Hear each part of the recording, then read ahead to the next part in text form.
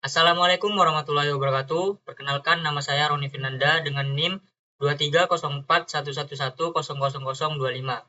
Di video kali ini saya akan mempresentasikan hasil dari proyek UAS saya untuk memenuhi mata kuliah pembelajaran mesin kelas C dengan mengangkat topik yaitu perbandingan support vektor mesin atau SVM dan knife bias untuk memprediksi diabetes pada dataset Pima Indians dengan kerangka kerja CRISPR-DM. Untuk pengertian CRISPR-DM sendiri adalah kependekan dari Cross Industry Standard Process for Data Mining, yaitu kerangka kerja standar untuk proyek data mining dan machine learning. Kerangka ini terdiri dari 6 tahapan yang saling berhubungan dan membantu proyek tetap sistematis. Untuk 6 tahapannya sendiri yaitu terdiri dari 1. Business Understanding. Business Understanding yaitu memahami masalah dan tujuan bisnisnya sendiri. Kemudian Data Understanding, memahami isi dari data, struktur data, dan semua hal terkait dengan data. Terkait dengan dataset yang akan dimodelkan. Kemudian ada Data Preparation, yaitu sebelum dilakukan modeling, dia akan ada di tahap Data Preparation terlebih dahulu untuk diolah agar datanya siap untuk dilakukan modeling. Di tahap modeling sendiri yaitu melakukan metode yang kita gunakan untuk memodelkan data dari data preparation tadi. Kemudian ada evaluasi untuk melihat seberapa akurat model tersebut dan seberapa baik model tersebut hasilnya. Kemudian ada deployment, yaitu menerapkan model ke sistem secara real agar nantinya bisa digunakan oleh orang asli atau user. Untuk tahap pertama sendiri yaitu business understanding, di mana pendahuluan latar belakang penelitian.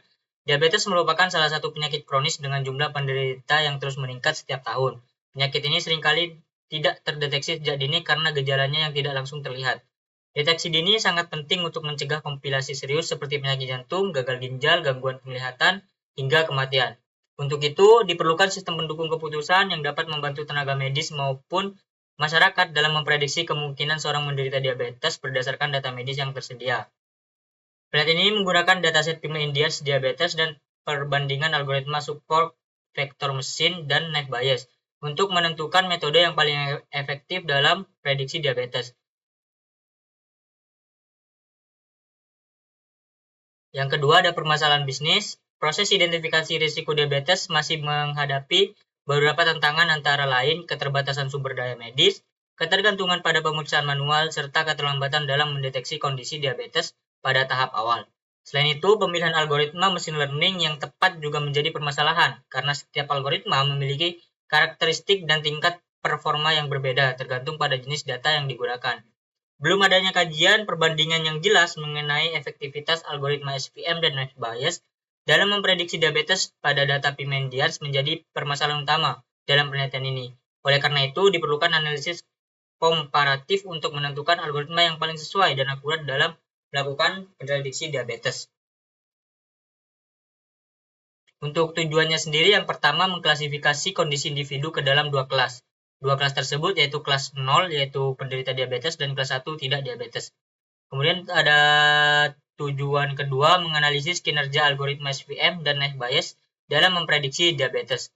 Dan tujuan ketiga adalah menentukan algoritma dengan performa terbaik berdasarkan metrik evaluasi seperti akurasi, precision, recall, dan F1 score. Masih di tahap business understanding, di sini ada manfaat. Yang pertama, memberikan referensi dalam pemilihan algoritma machine learning yang efektif untuk prediksi diabetes.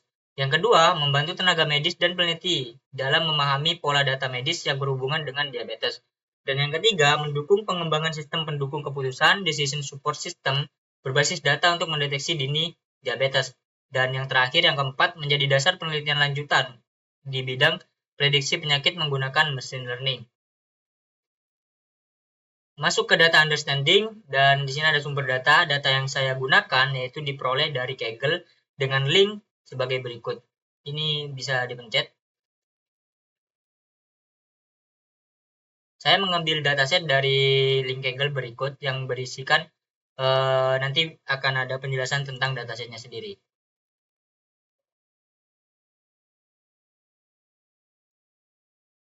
Dataset ini berasal dari National Institute of Diabetes and Digestive and Kidney Diseases dan berisi data medis perempuan keturunan Pima Indians berusia minimal 21 tahun.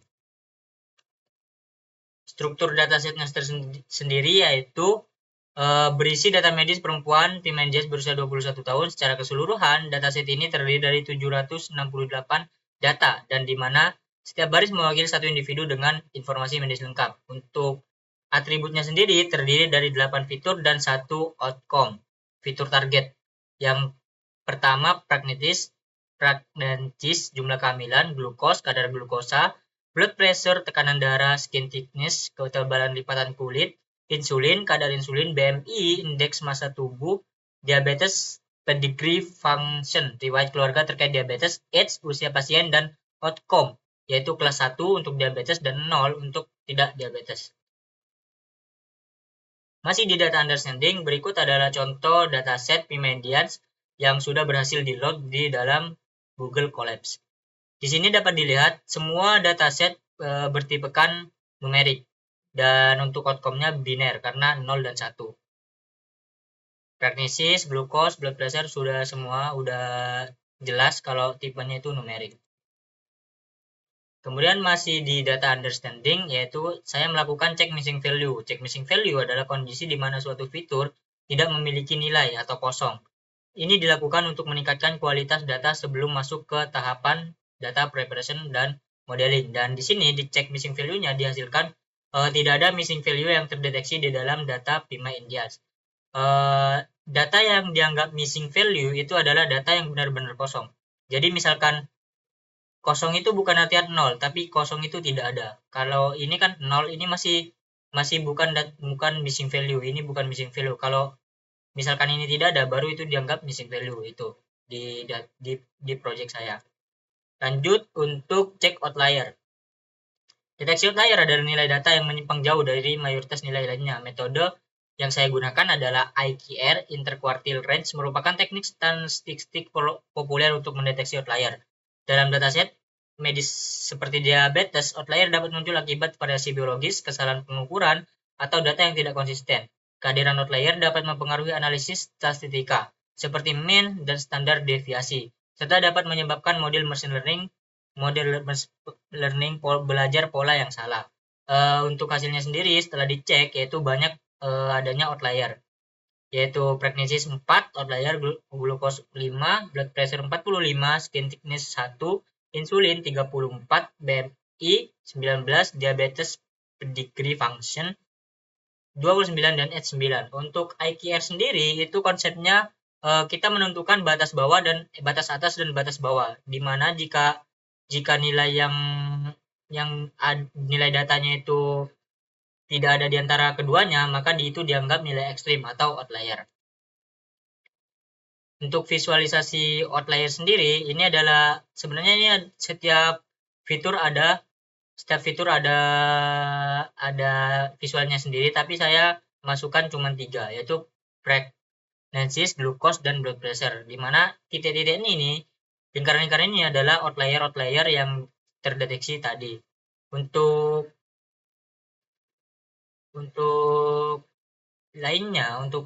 yang lainnya itu sudah ada di dalam kodenya. Ini yang paling banyak tadi insulin itu ada 34. Yang paling banyak blood pressure, ini paling banyak blood pressure titik-titiknya. Intinya itu ini udah terdeteksi kalau ini adalah outlier yang berhasil dideteksi oleh metode IQR ini. Lanjut ke masih data understanding, yaitu cek duplikasi. Sebelum membangun model prediksi, penting untuk memeriksa apakah terdapat data duplikasi dalam dataset. Duplikasi data dapat menyebabkan model belajar pola yang sama berulang kali, sehingga mempengaruhi performa prediksi. Pada penelitian ini, mengecek duplikasi dilakukan untuk memastikan bahwa setiap baris data mewakili individu unik. Hasil analisis menunjukkan tidak terdapat data duplikasi, sehingga kualitas dataset cukup baik untuk tahap data preparation dan modeling. Udah dicek juga hasilnya untuk duplikasi data tidak ada. Lanjut, untuk korelasi antar fitur dilakukan untuk memahami hubungan fitur terhadap target. Heatmap membantu melihat fitur mana yang memiliki hubungan kuat terhadap outcome.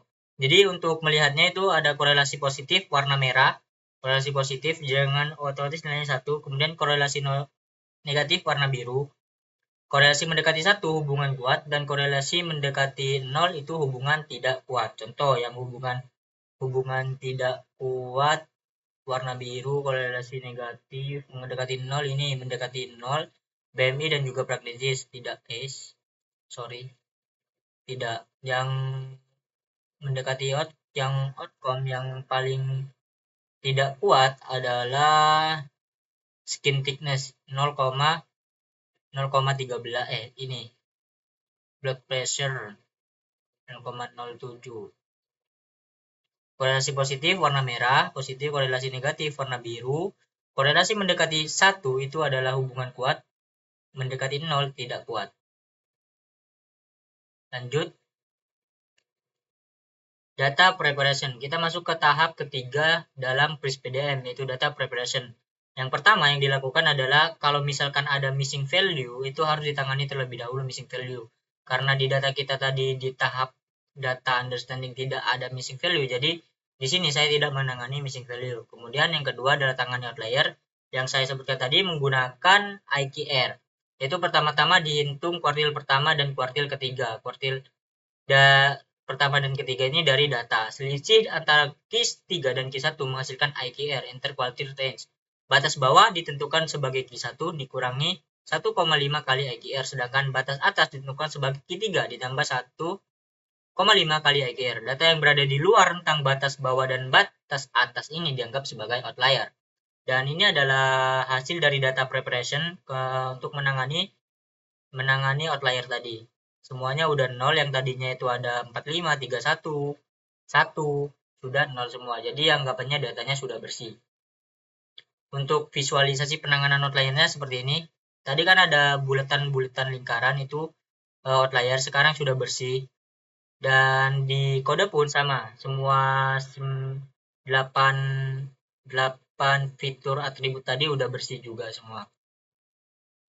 Kemudian ada yang selanjutnya adalah split data dan standarisasi. Sebelum dilakukan proses standarisasi, data terlebih dahulu dibagi menjadi data latih dan data uji menggunakan train, test, split.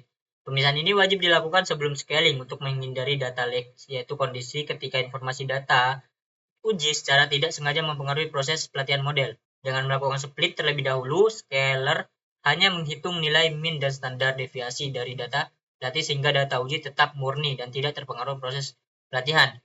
Setelah pembagian data, semua fitur distandarisasi menggunakan standar scalar untuk menyamakan skala numerik. Karena setiap fitur memiliki satuan dan rentang nilai berbeda, standar scalar menormalkan semua fitur agar menghitung distribusi standar. 0 sama dengan min, standar deviasi sama dengan 1. Tujuan standar ini adalah untuk mempercepat proses training, membuat model lebih stabil, dan meningkatkan akurasi secara keseluruhan. Jadi di sini saya melakukan tesnya 80% untuk data latih dan 20% untuk data uji. Dan di sini diperoleh untuk pembagian datanya, data training 614 dan data testing 154. Dan sudah ada juga normalisasi data selesai di normalisasi. Nah, melanjut ke tahapan keempat yaitu modeling. Modeling, SVM, dan FBIAS. Pada tahap modeling, data yang telah melalui proses persiapan pembersihan dan normalisasi digunakan untuk membangun model prediksi diabetes pada penelitian ini. Dua algoritma machine learning dipilih untuk membandingkan performanya, yaitu support vector mesin dan juga FBIAS. Setiap model dilatih menggunakan data training dan selanjutnya diuji menggunakan data testing. Proses ini bertujuan untuk mengevaluasi kemampuan masing-masing algoritma dalam mempelajari pola data medis dan menghasilkan prediksi status diabetes secara akurat. Dengan melakukan perbandingan performa antar kedua algoritma tersebut, dapat ditentukan model yang paling sesuai dengan karakteristik dataset Pima India. Di sini sudah berhasil, telah dilatih dengan jumlah data training tadi yang dibagi 614 semua. Kemudian masuk ke evaluasi. Evaluasi model yang dibangun diuji menggunakan data testing untuk menilai kinerja dalam memprediksi outcome diabetes. Beberapa metrik digunakan seperti akurasi, conversion metric, dan klasifikasi report seperti precision, recall, dan event score. Evaluasi ini bertujuan untuk mengetahui seberapa baik model mengenali pola data baru dan membandingkan performa antar model. Dengan demikian, dapat dipilih model yang memberikan prediksi paling akurat dan dapat diandalkan untuk dataset yang digunakan. Untuk data testing kita itu menggunakan 154 data. Kemudian untuk hasil evaluasinya seperti ini. Untuk SPM itu akurasinya 0,73 yaitu 73%. Untuk naive Bayes itu adalah 69%, cukup rendah, dan SPM lebih unggul di dalam akurasi sendiri. Kesimpulan evaluasi berdasarkan hasil evaluasi terhadap data testing, model SPM menunjukkan performa yang lebih baik dibandingkan dengan model naive Bayes dalam memprediksi diabetes pada dataset P-Medians diabetes. Model SPM memperoleh nilai akurasi sebesar 73,38%, sedangkan naive Bayes memperoleh akurasi sebesar 69,48%. Selain itu, model SPM memiliki kemampuan yang lebih baik dalam mendeteksi kelas diabetes, yaitu ditunjukkan oleh nilai recall sebesar 0,80, lebih tinggi dibandingkan naive Bayes yang hanya mencapai 0,63. Hal ini menunjukkan bahwa SPM lebih efektif dalam mengidentifikasi penderita diabetes yang merupakan aspek penting dalam konteks kesehatan. Berdasarkan hasil tersebut, dapat disimpulkan bahwa model SPM lebih unggul dan lebih sesuai dengan digunakan dalam penelitian ini. Kemudian ini ada analisis dan saran peningkatan yang dimana dari hasil di sini ini masih cukup akurasi masih cukup rendah. Kalau dibilang akurasi yang baik itu 80% ke atas, dan ini masih tergolong rendah. Dan di sini ada tingkat akurasi model dipengaruhi oleh beberapa faktor. Dataset P-Medias relatif kecil dan beberapa medis memiliki nilai nol yang tidak logis sehingga menurunkan kualitas pembelajaran. Selain itu, naive Bayes mengasumsikan fitur saling independen, padahal pada data medis asumsi ini sering tidak terpenuhi, sehingga performanya lebih rendah dibanding SPM. Terakhir, model SPM dan naive Bayes masih menggunakan parameter default tanpa optimasi, membatasi kemampuan model menangkap pola terbaik. Untuk saran peningkatannya yaitu antara lain meningkatkan tahap pre-processing dengan mengganti nilai nol yang tidak logis menggunakan median atau mean serta melakukan fitur seleksi, karena tadi di data pre-processing saya tidak ada fitur seleksi, mungkin karena lupa atau sebagainya. Untuk mengurangi noise, selain itu disarankan menguji algoritma klasifikasi lain seperti random forest, logistic regression, dan KNN untuk mendapatkan performa yang lebih lengkap. Sebelumnya itu sebenarnya mau ganti metode, tapi karena udah di judul udah di lock, anggapannya di lock, jadi pakai judul yang tetap. Terakhir, penggunaan metrik evaluasi tambahan seperti ROC dan AUC dan precision recall curve juga dianjurkan agar penilaian model lebih representatif, terutama pada dataset yang tidak seimbang. Untuk deployment sendiri, yaitu saya menggunakan Streamlit. Model yang udah dilatih itu disimpan, hasil yang paling terbaik yaitu SVM tadi disimpan, dan skalernya yang telah dilatih disimpan juga menggunakan joblib sehingga dapat digunakan kembali untuk nantinya deployment. Aplikasi Streamlit itu sendiri membuat model yang tadi disimpan dan dijadikan untuk bisa digunakan oleh user. Dan saya sudah mendeploynya di Streamlit dengan link sebagai berikut, bisa dibuka juga linknya. Ini juga bisa diakses oleh orang lain karena sudah di deploy pastinya, dan ini untuk menggunakan model SPM tadi. Dan di sini ada dua fitur, input manual sama upload CSV langsung. Nah, untuk di sini kita jika mau ngetes, di sini juga ada fitur untuk generate secara manual. Ini ada, kita coba generate diabetes. Ya udah database di sini kita prediksi tidak menderita diabetes, kita prediksi diabetes, coba kita generate juga. Kita prediksi di sini juga menderita diabetes, sudah bisa digunakan dengan baik fiturnya. Dan jika mau inputan pun juga bisa. Di sini jika user mau inputkan misal 20, 201, oh tidak boleh lebih dari 200.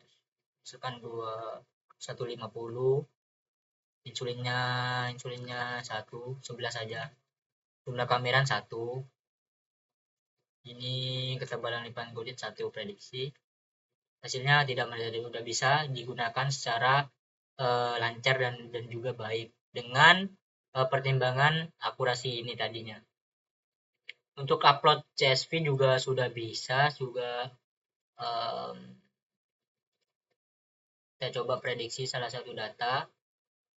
Ini datanya, pregnancy 4, glukos ini, S ini insulin dengan nilai yang rendah, kita prediksi tidak menderita diabetes. Sudah bisa digunakan. Lanjut ke link video. Nanti link videonya saya ketika dikumpulin bukan link video deploy, bukan link deploy adalah link ini. Mungkin untuk presentasi saya sekian, kurang lebihnya mohon maaf. Wassalamualaikum warahmatullahi wabarakatuh.